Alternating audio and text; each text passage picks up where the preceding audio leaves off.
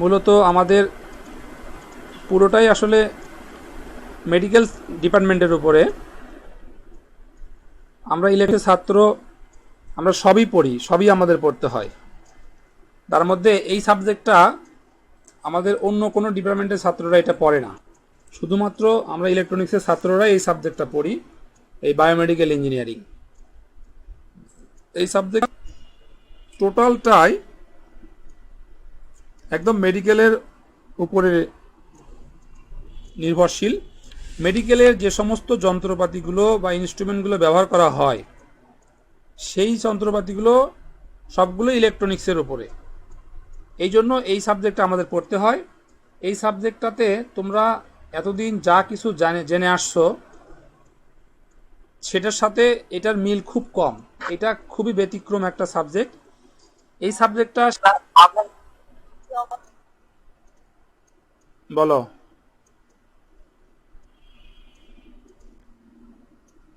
আমার কথা শোনা না?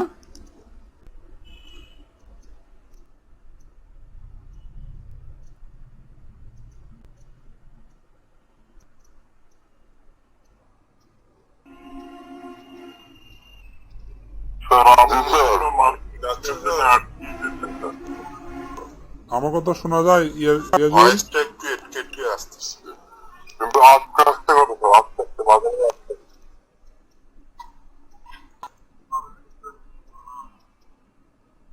আমার ল্যাপটপের স্ক্রিন দেখা যায়? স্যার কথা আটকাচ্ছে। স্যার যাচ্ছে স্যার। স্যার আপনার দেখা যাচ্ছে স্যার, স্ক্রিনটা দেখা যাচ্ছে। একটু কথাগুলো নেটওয়ার্ক গুগল মিটে তো এরকম হওয়ার কথা না। গুগল মিটে তো জি স্যার যাচ্ছে। আচ্ছা, তোমরা তোমাদের লাইনগুলো সব মিউট করে রাখো, মাইক্রোফোনগুলো।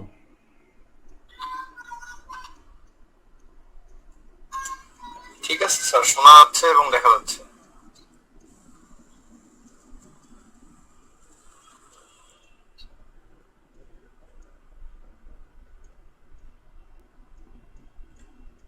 আপনার এখান থেকে সবাইকে মিউট করে দেন, তাহলে আর কোনো সমস্যা হবে না।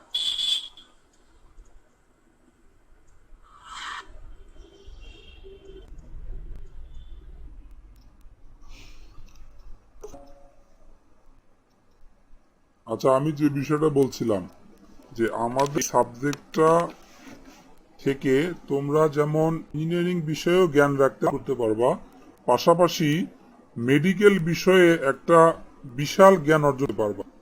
কারণ আমরা কিন্তু সোশ্যাল সায়েন্স, তারপরে তোমার হচ্ছে ম্যাথ, ইংরেজি, ফিজিক্স, কেমিস্ট্রি সবই পড়েছি, কিন্তু মেডিকেল ডিপার্টমেন্ট থেকে আমরা অন্য কোনো ডিপার্টমেন্ট পড়ে না। এটা শুধুমাত্র আমরা ইলেকট্রনিক্সের ছাত্ররাই পড়ি।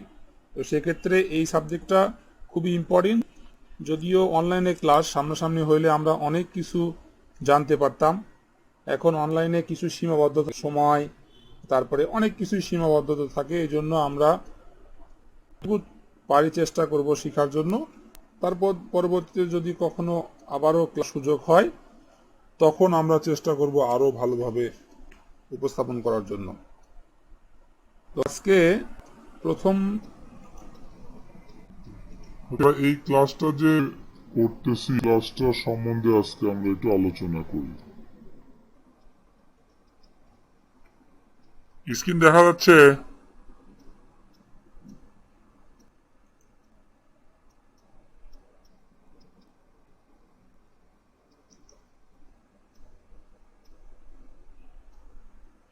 স্ক্রিন দেখা যায়?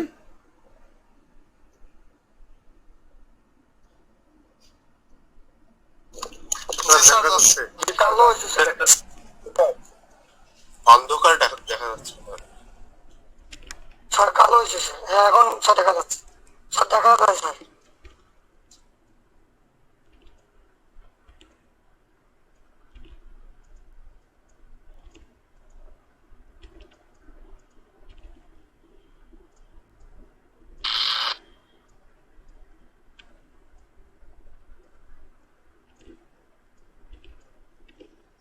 ঘুমাচ্ছ নাকি সবাই? হ্যাঁ, সবাই বোধহয় এরকম করে বই নিয়ে ঘুমাচ্ছ না?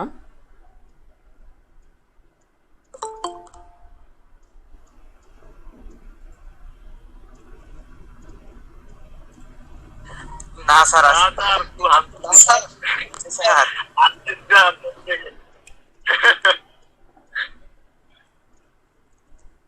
কি করবা, ঘুমান ছাড়া তো কাজ নাই, ঘুমানেই কাজ।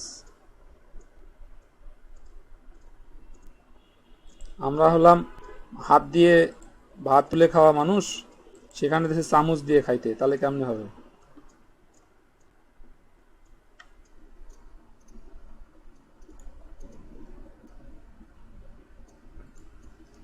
আচ্ছা, আমাদের আজকের স্যার আপনার ল্যাপটপে স্লো কাজ করতেছে। ল্যাপটপই স্লো মনে হচ্ছে, না নেটই স্লো, বুঝতেছি না। আচ্ছা, এখন দেখা যাচ্ছে বোধহয় যে সাবজেক্ট বায়োমেডিক্যাল ইঞ্জিনিয়ারিং, এই সাবজেক্টের সাবজেক্ট কোড হচ্ছে 66873। তো আমরা প্রতিবারই প্রত্যেক ক্লাসের সময় আমরা বলে দেই যে এই 66873 সাবজেক্টটার এর এক্সপ্লেইন বা সাবজেক্ট কোডের এক্সপ্লেইনটা কি। সমস্যা হচ্ছে? জি স্যার।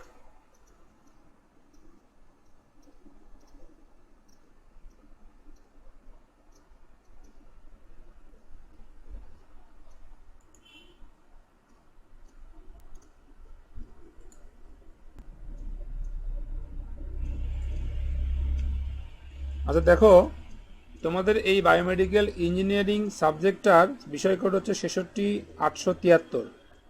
আমরা আগেও বলে আসছি যে এই বিষয় কোডের এক্সপ্লেইন হচ্ছে প্রথম 6 হচ্ছে তোমার প্রবিধানের 2016 প্রবিধানের 6, 68 হচ্ছে টেকনোলজি কোড, 7 হলো 7 সেমিস্টার, আর 3 হলো সাবজেক্টের ক্রমিক নাম্বার, অর্থাৎ 2016 প্রবিধানের ইলেকট্রনিক্স টেকনোলজির সপ্তম পর্বের 3 নাম্বার সাবজেক্ট।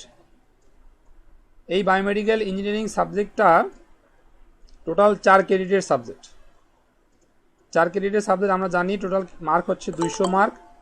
আর এই 200 মার্কটাকে আমরা 4 ভাগে বিভক্ত করতে, 4 ভাগে কি কি? একটা হচ্ছে টিসি, টিএফ, পিসি, পিএফ। টিসি হচ্ছে থিওরি কন্টিনিউয়াস 25 মার্ক, টিএফ হলো theory final 90 mark, practical continuous হচ্ছে 25 মার্ক আর 25 মার্ক। এই টোটাল হলো 100 মার্কের সাবজেক্ট, 200 মার্কের সাবজেক্ট হচ্ছে এই বইটা। তো যেহেতু 200 মার্কের সাবজেক্ট সেহেতু খুবই ইম্পর্টেন্ট। আর এই 200 মার্কের সাবজেক্টগুলোতে ভালো রেজাল্ট করলে তোমার এভারেজ পয়েন্টও ভালো আসে।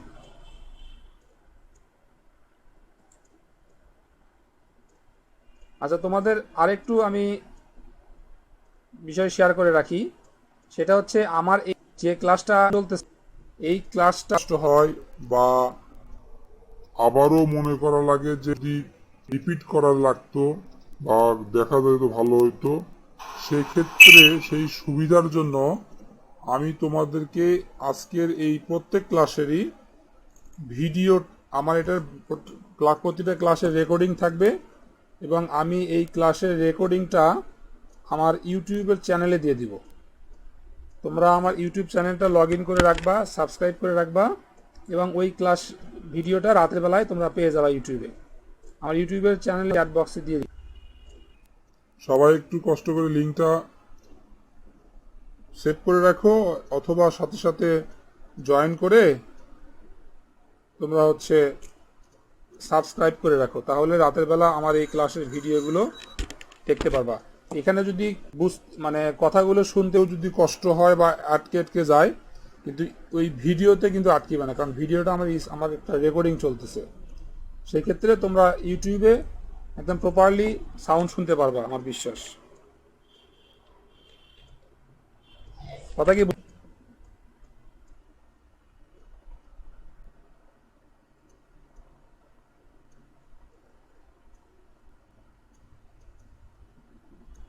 একজন উত্তর দাও, বোঝা গেছে কথা?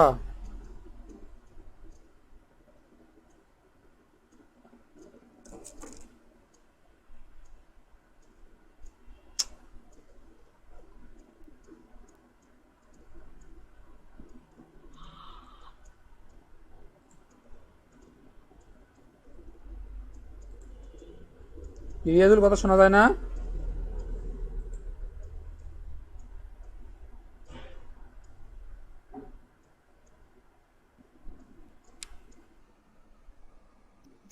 বুঝতে পারছি।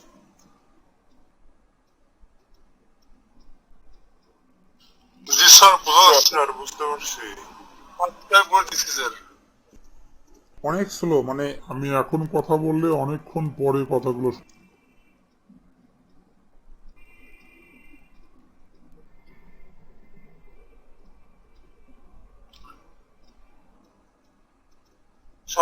জি স্যার, যাচ্ছে, শুনতেছি স্যার। আর এখন ক্লিয়ারলি শুন, মাঝে মাঝে আটকাচ্ছে, ওইটা নিজে স্যার।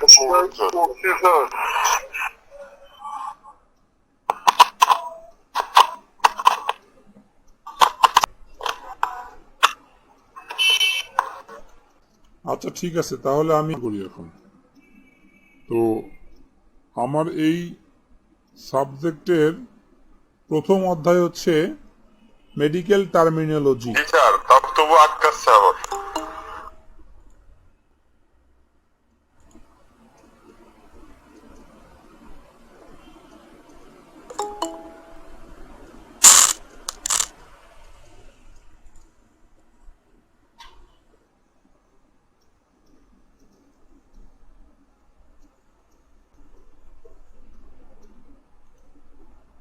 এই মেডিকেল টার্মিনোলজি সাবজেক্টটার আমরা কি কি বিষয় নিয়ে আলোচনা করব সেটা একটু দেখি।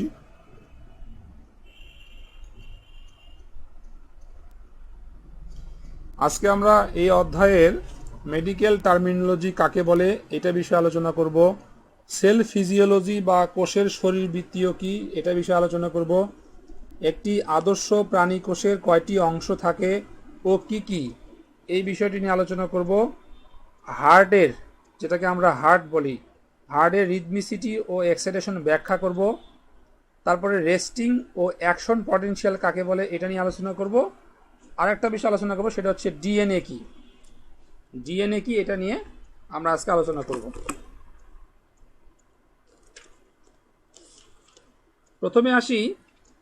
প্রথমে আসি মেডিকেল টার্মিনোলজি বলতে কি বোঝায়। মেডিকেল টার্মিনোলজি এর বাংলা হচ্ছে চিকিৎসার পরিভাষা। মেডিকেল টার্মিনোলজির বাংলা অর্থ হচ্ছে চিকিৎসার পরিভাষা, অর্থাৎ যে শাখায় চিকিৎসা বিজ্ঞানের যে শাখায় বিভিন্ন ধরনের ইলেকট্রন কার্যপ্রণালী, ব্যবহার, রক্ষণাবেক্ষণ ইত্যাদি নিয়ে আলোচনা করা হয় তাকে মেডিকেল টার্মিনোলজি বলা হয়।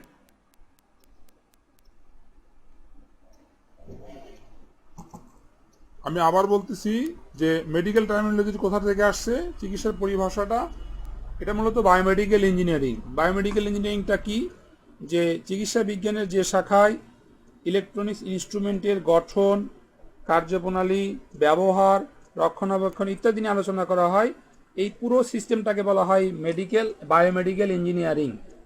আর বায়োমেডিকেল ইঞ্জিনিয়ারিংয়ের একটা পার্ট হচ্ছে মেডিকেল টার্মিনোলজি বা পরিভাষা, কোথা থেকে কিভাবে আমাদের এই মেডিকেল কার্যপ্রণালীগুলো চলে আসতেছে, সেটা হচ্ছে মেডিকেল টার্মিনোলজি। তো মেডিকেল টার্মিনোলজির পরে আসছে কি সেল ফিজিওলজি বা কোষের শরীরবৃত্তীয়। আমরা জানি একটি আদর্শ প্রাণী কোষের প্রধানত তিনটি অংশ থাকে। তিনটি অংশ কি কি?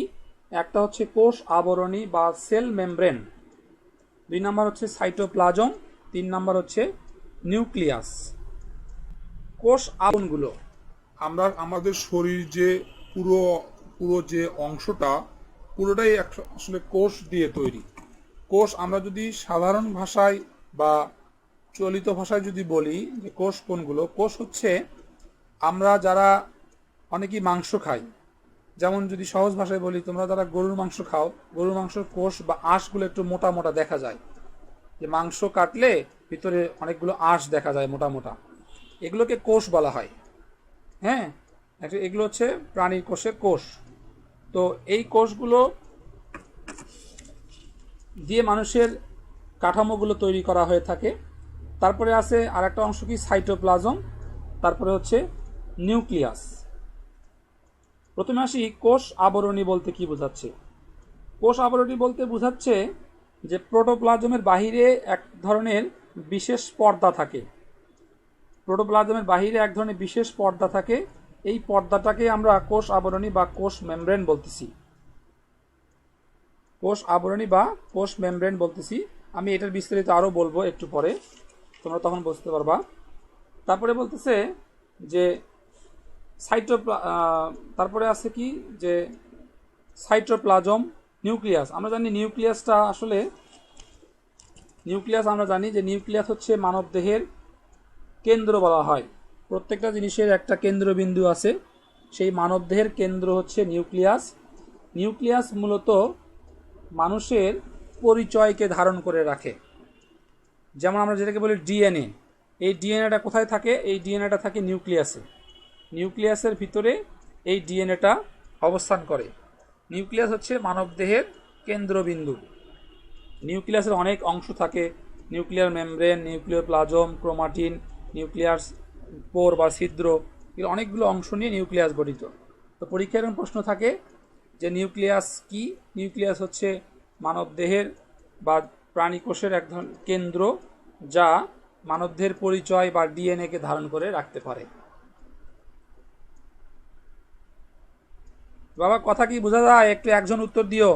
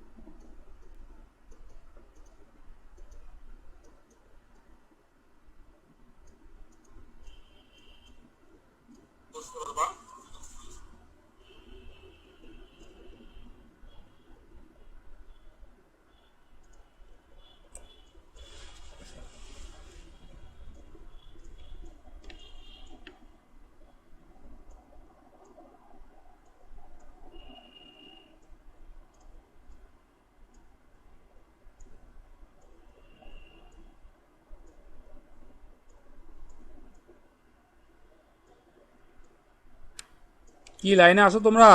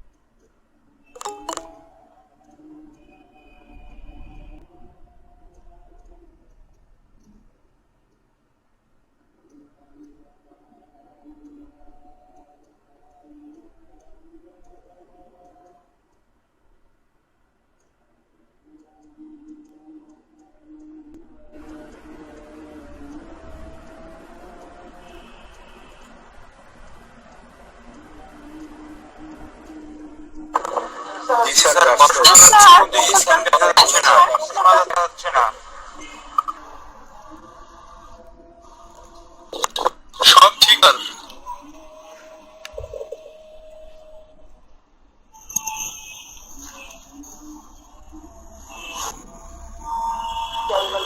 এখন ঠিক আছে স্যার। আচ্ছা ঠিক আছে। ঝাপসা দেখা যাচ্ছে ভালো।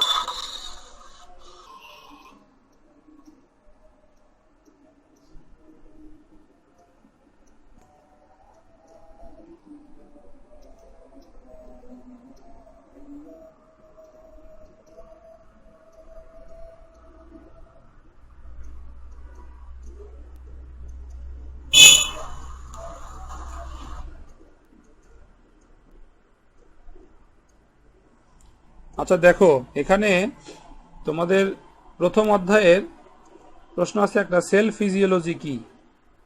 এখানে বলছে যে সেল বা কোষ হলো জীবদেহের গঠনগত, কার্যগত, বংশগত, বৃদ্ধিগত একক। চিকিৎসা বিজ্ঞানের যে শাখায় কোষের গঠন, কার্যনীতি ও বংশনীতি নিয়ে আলোচনা করা হয় তাকে কোষের শরীরবৃত্ত বা সেল ফিজিওলজি বলে।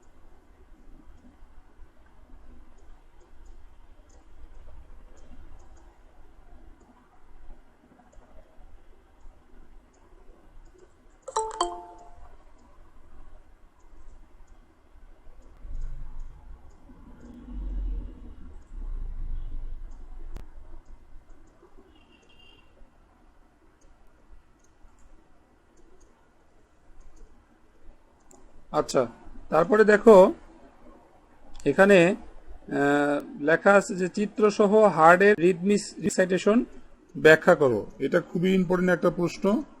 তোমাদের এই অধ্যায়ের সবচাইতে ইম্পর্টেন্ট প্রশ্ন হচ্ছে এই হার্ডের রিদমিসিটি এক্সাইটেশন ব্যাখ্যা, অর্থাৎ হার্ট কিভাবে কাজ করে সম্পূর্ণ কার্যাবলীটা এই প্রশ্নের মধ্যে উত্তর রয়েছে। দেখো এইখানে একটা হার্ডের চিত্র দেখানো হয়েছে, একটা হার্ডের পূর্ণাঙ্গ চিত্র দেখানো হয়েছে, যদিও প্রপারলি হার্ডের চিত্রটা হয়নি, তারপরেও তোমাদের দেখানো হয়েছে আর বইয়ের ভিতরে ভালো করে দেওয়া আছে, তোমরা সেইভাবে আর্ট করবা। এইটা কয়েকবার এই চিত্রটা আর্ট করতে হবে, কারণ হার্ডের এই প্রশ্নটা খুবই ইম্পর্টেন্ট একটা প্রশ্ন। এখানে দেখো এই হার্ডের চিত্রতে কয়েকটি অংশ রয়েছে, সুপ্রিয়র ভেনা কাভা, তারপরে তোমার pulmonary valve, right arm, left arm, অনেক কিছু রয়েছে। এগুলো একটু তোমরা ভালো করে আর্ট করবা। আর হার্টের কার্যাবলীটা কি সেটা নিয়ে আমরা একটু আলোচনা করি।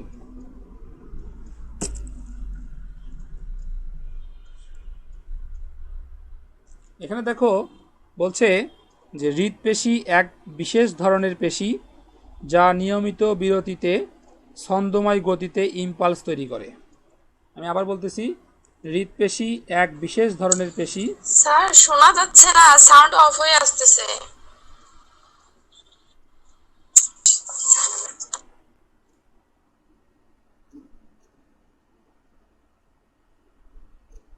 কি কথা আছে না?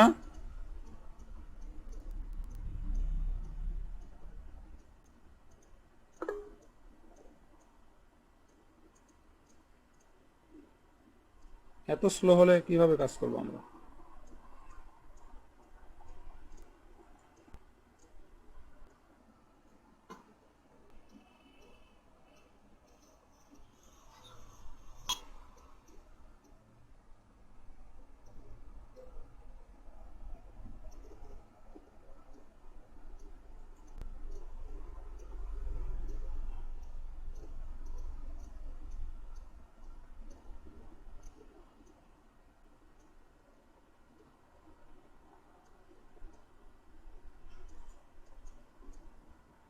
সমস্যা হয় না।